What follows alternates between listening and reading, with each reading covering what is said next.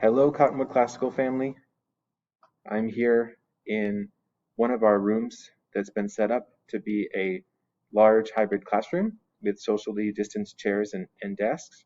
So this is typically our cafeteria, but as you can see, and let me try to not make anybody sick here, we have all of these small tables and chairs set up throughout the room. So this cafeteria, which you might normally see with 70 or 80 students at lunchtime on a normal in-person day, can fit about 26 students and one staff member safely, meeting all of the PED and Department of Health guidelines and requirements.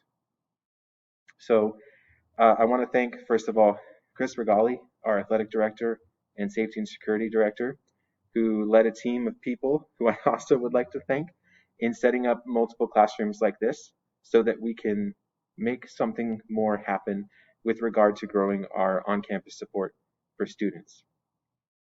So this is kind of what the room looks like.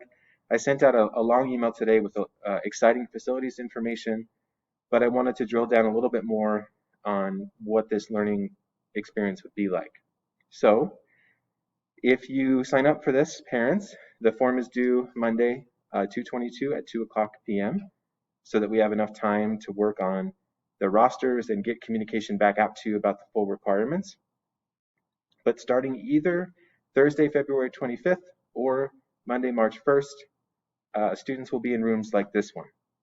The arrival is 7:30 to 7:45. That's a very important, I'm sorry, I misspoke. The arrival is 7:45 to 8 o'clock.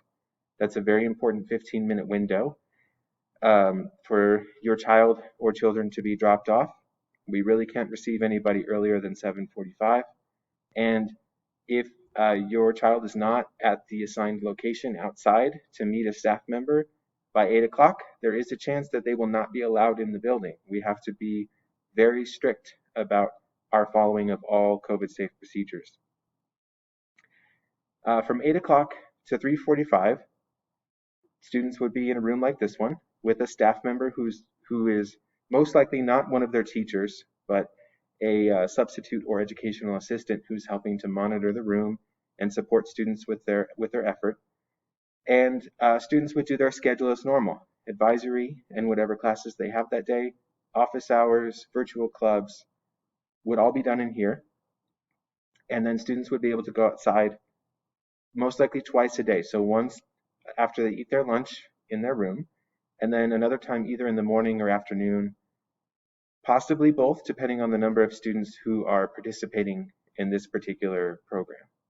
And then at the end of the day at 3:45, the staff member would walk the students back out to the same location outside, and then we would ask that you pick your child up by 4 o'clock, which is also really important for us to fit within our window of time that we have the staff that we need to really carry out this program.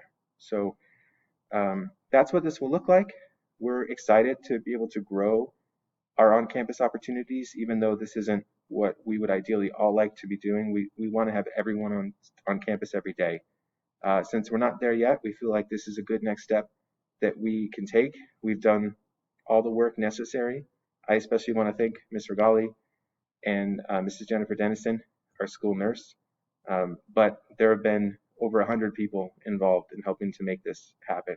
So if you have questions, please do reach out. We'll try to get them answered by Monday morning so that you can make an informed decision. But parents, if you're not sure, fill out that form. And then when you get more information next week on Tuesday or Wednesday, you'll have another opportunity to decide whether or not to continue with signing up for this. And then remember, the Governing Council will revisit how we open or if we stay online at the March 16th Governing Council meeting. So data and information from this particular experience that we're going to do for a couple weeks prior to that meeting will be pretty instrumental in trying to determine how we proceed, along with other things, of course, like the vaccine rate for our teachers and whether or not some of the requirements change around social distancing, because we do have to keep 6 feet at all times. And as those of you who have been in our building know, that's a very difficult task to fulfill, and really restricts the number of students that we can have on campus at any given time. So with that, I will reiterate, please read that email I sent out this morning on Friday, February 19th, 2021. There are some exciting things in there, and there's a lot more information and details about what this particular hybrid version 1.0, what it looks like, what it might feel like, and further information for you there.